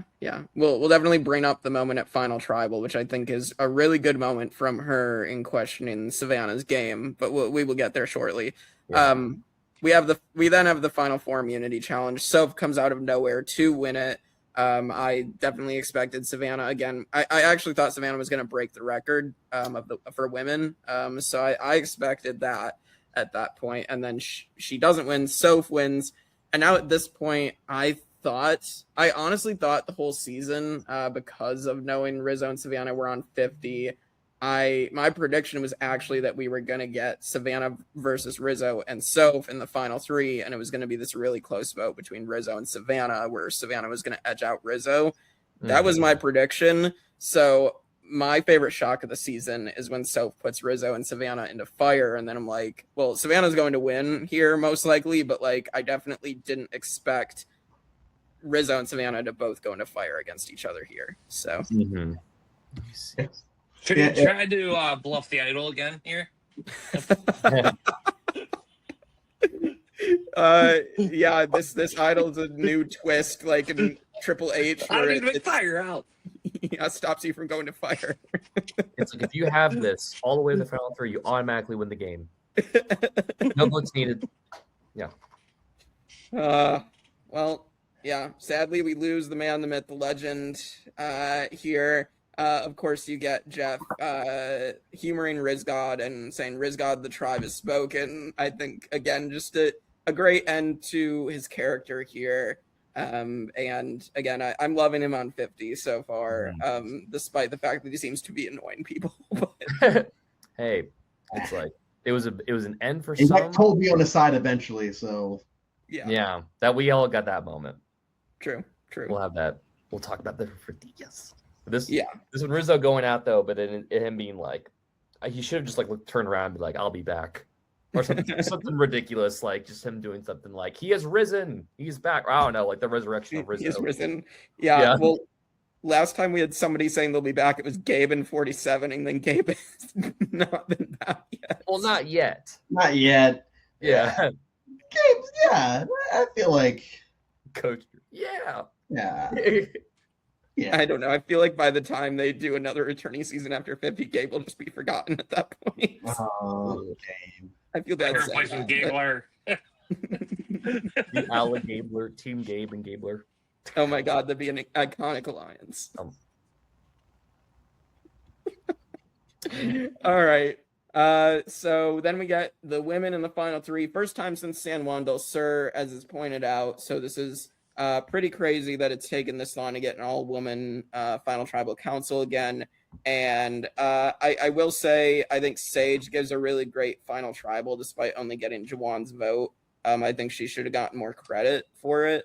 And then obviously the other big thing is then Kristina's question to Savannah on her social game, which I think is a very fair question, because I think that, you know, you should be expected to probably know something about your castmates. So Yeah. I thought it was very, very good. Mm-hmm. I love that someone that comes from this side of the community or LRGs, that is my go-to question when I'm on the jury, because of what Penny in Thailand, because of Michaela, just people like that. I love that question. And for the first time, maybe ever, the fan backlash on that was insane. It's not a fair question. Why would she do that? She's targeting her. Oh, like poor Savannah for having to be put in that type of spot. These people that love Sue Hawk and like put her on this pedestal. They love Eliza and put her on this pedestal. All of a sudden, Kristina asks her, "Hey, what do you know about me?" And Savannah can't answer, and everyone's like, "What a bitch. I can't believe this." I thought it was a perfect question, and I knew Savannah wouldn't be able to answer it because she didn't have the best social game. She was working with the people she was working with, and that was it. Now, I still probably would have voted for her to win to the end.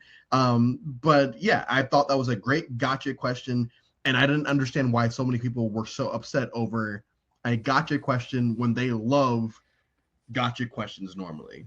Right. And we hadn't had like a gotcha question in like a while. And so I think that was just like, we're rocking the boat a little bit. We're being a little edgy. We're having we haven't had one of these in like a long time. And it's like, I feel like people had kind of forgotten like how worse questions can be at tribal council. I mean, it's like, there's some like pretty bad ones. Like, I mean, but that was kind of like the edgiest one. And like forever, it was like, what do you know about me? It's like, I don't.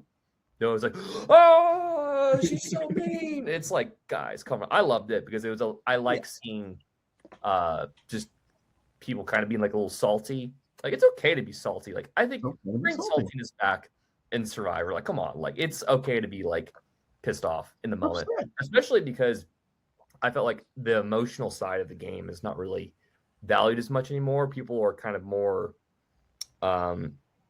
game body, and I don't want to say like shallow, but they're not like I don't feel like people don't have the urge or need to be like, yeah, I want to know everything about your family or something like that. It's like we're more like just playing the game. And hearing Kristina just kind of casually ask like what do you know about me as a person? I'm like, That's a good point, because we're all just people, you know? We're all just people playing a crazy game in this crazy world, and sometimes it helps. And not being able to respond to that, especially it being from Savannah, is, you know, whatever. But she already had like enough people being like, "You rock, Savannah, you go." Like, it's like, okay, cool. Like it just, I don't know. It didn't really matter, but it was a good question. I did like the question, Yeah. but it didn't affect her win equity at Agreed. all. She was already like winning challenges, and she had enough people on the jury to be like, "Yeah, Savannah, you're awesome. Let's fucking go." Exactly. Eric. So recently, I guess an Eminem song came out that people were like real up in arms about, and people laughed. They're like, "You think that's bad? Go back 20 years." And that's what it kind of reminded me of. Like, people, like, you think that you think that question was bad? Go back 20 years and watch Survivor. Like, it's just like, I don't understand why this was I thought it was a great question. It made me think Sage had a shot at this. Yes. I remember sitting there thinking, "Oh shit, is Sage gonna win this?" Which would have been wild.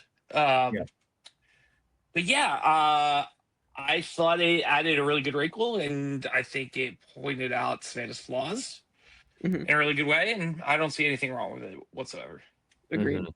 Yeah, I don't have an issue with it. I think it's a great question to ask, and like, it's like Brian Heidick in Thailand. Like, Savannah and Brian couldn't answer Penny and Kristina's question of like how much they know about them, and that cost them their jury vote. Like, didn't end up mattering at the end for either one, but it's still an important thing. You should get to know people. So yeah, just generally speaking. Yeah. All right. So Savannah wins 5-2 to 1. And now at this point, everybody is just excited for 50, the preview for 50. So that happens. Yada, yada, yada. So that is the end of 49. It is time to head to our rankings. And I wonder how this is going to go. I actually, for some of these, I actually do wonder. First boot. So I don't think Nicole is going to crack this. The most I remember from Nicole is her puking into her hand and then spitting water in Jeremiah's face. That's pretty much where I remember. Yeah. Yeah. So, I think we can. And the fact that we didn't talk about Nicole at all. Yeah. That we can move on. All right. The Fallen Angels. So we would be adding RizGod, RizGod Baby, to the list. Oh, so we're not taking a vote? We're just No, I was just saying if we will add him to the list. Oh, I thought that was funny because I thought you're being like, and Rizo just made the top 10, and like we're all just like, you're not even going to ask our opinions. But no, I'm kidding. No, I think I do think, but this would be knocking out Sarah Lucina. So I definitely get if he doesn't make the list, but I feel like he innovated the game in a way that nobody has seen before. At the same time, Sarah Lucina did play a great game as well. I don't know if Rizo is like in a good spot to necessarily win. I don't know how the jury entirely felt. It did seem like some of them thought he was too showboaty, so I can kind of get that. But I think he definitely gets some jury votes. Like, I don't think he's a 0 vote finalist in any way. So, I mean, if we were to put him on the list, I'd just put him at 10. But it's very hard. Like, I think Sarah's obviously her best game is in Game Changers, but she does play a very good one in Winners at War. And not to say that Rizo doesn't. It'd be hard for me to put Rizo above Sarah here. I definitely can see that. Jonathan, Eric, what are your guys' thoughts? No. Unfortunately, I'm not replacing Sarah Lucina with or Rizo with. You know what I mean? Sarah Lucina was, I think, that close to winning Winners of War and being an all-time great winner. So, unfortunately, we're gonna have to leave the RizGod out of this. Sad tears. Jonathan, just for the record, what are you thinking? I could see him like sneaking onto like 10 just because of the sole fact of his character. But Sarah has like 3 seasons worth of lore behind her, Right. and like, her relationship with Tony, and kind of like how I think she has a longer story that had like a big kind of impact that concluded in Winners at War with Tony. And so I think, even though they're both kind of linked together, but her game kind of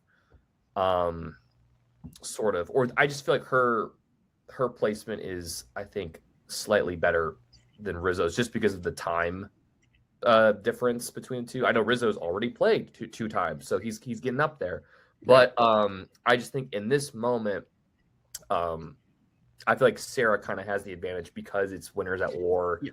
She's played 3 times. There's enough lore to go with. There's more of a story there, whereas I feel like Rizzo is he's in the beginning chapters of his story. If that makes sense.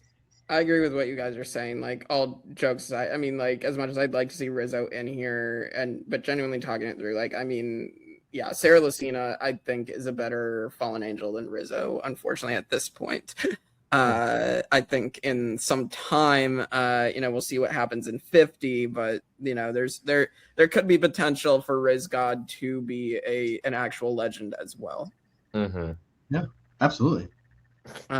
So all right, losing finalists. So Sophie Bellardi and Sage. I think Sage is an iconic character. I don't think Sophie Bellardi is a bad Survivor player. Again, gets out of the disaster tribe, and gets in a good alliance that takes her all the way to the end. I don't think they're cracking this list though. No.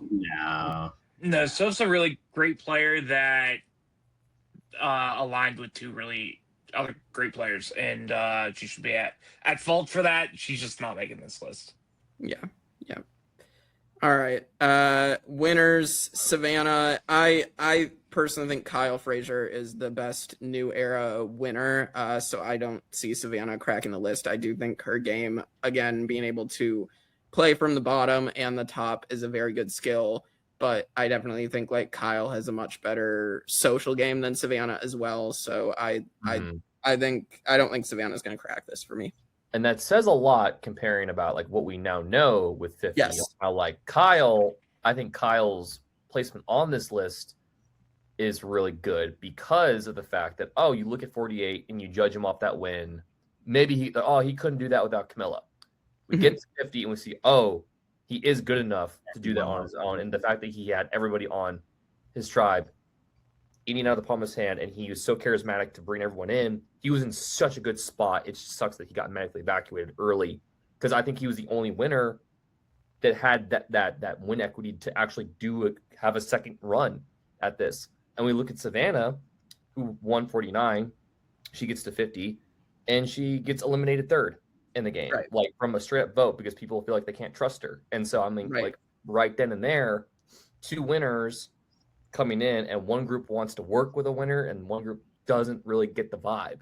So it's like, what does that say about a room full of people kind of thing? So I don't think, I think she's good in her own right with what the hand that she got dealt. I think she did better having a good hand. But I don't think she's cracking this list. Yeah. Similar to me, it's still more frustrating that Earl's now on this list, but like I'm over it. It's fine. As Savannah's a very fun winner, and just not top 10 for me. Yeah. Eric, anything on Savannah?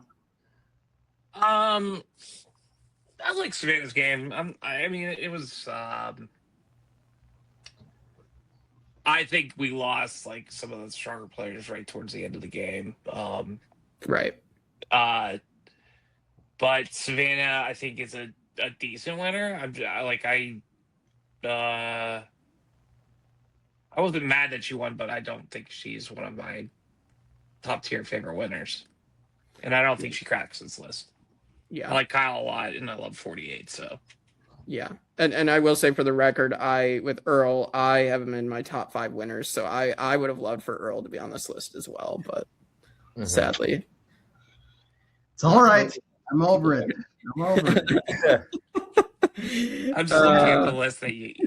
Yeah, Earl should probably be on there. Yeah, agreed. All right, seasons. I mean, I don't think 49 is going to crack the top 10 seasons. I do think it's one of the better seasons of the new era, even being overshadowed by 50, because I think, as we said, the people who make the merge really make the season. And so that's important. I think that helps make a good season when at least your back half is filled with really fun characters and good players.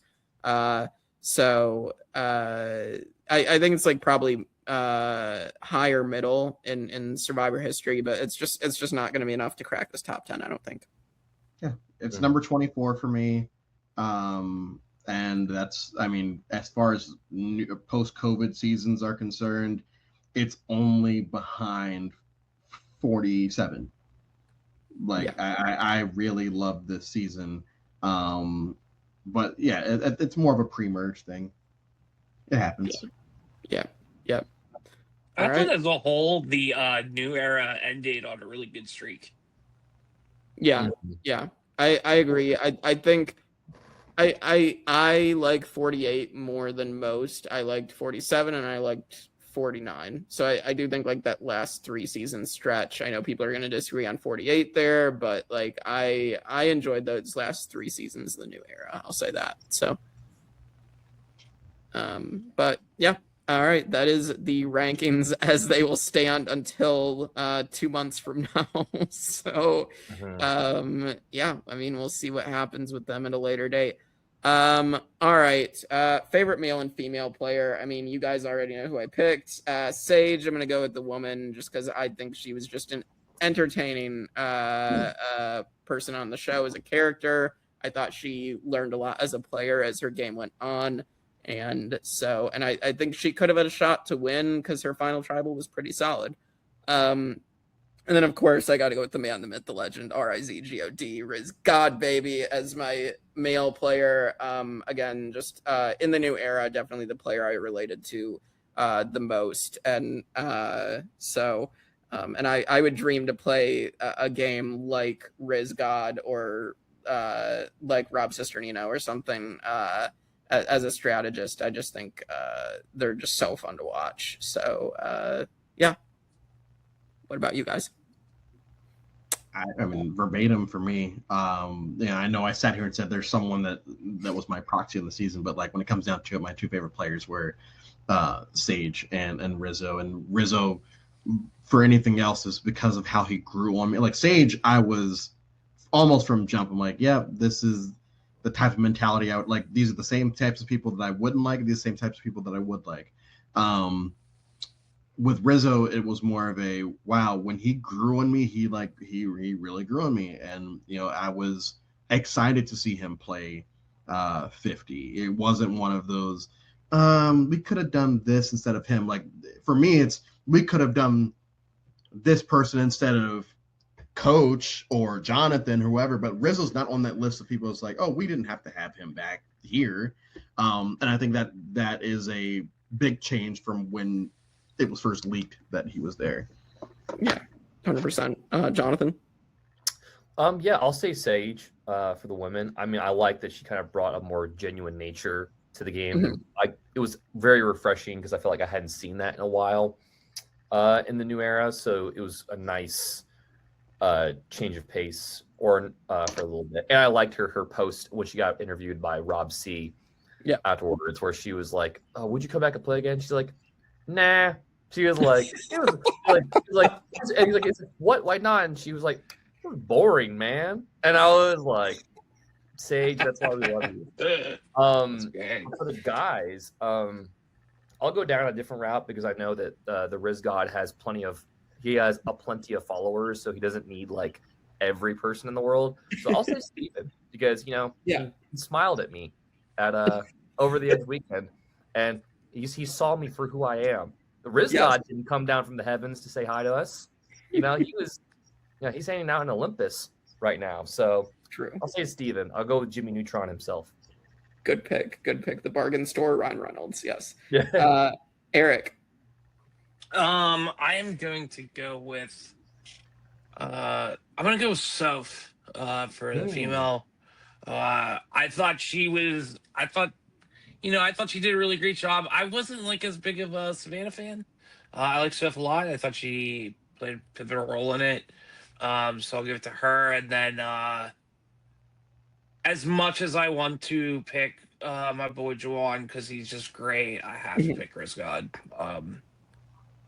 All right. Yeah, honorable mention to Jawan though. I hope we get to see him back in another season. He was super entertaining and a part of one of my favorite Survivor intros ever.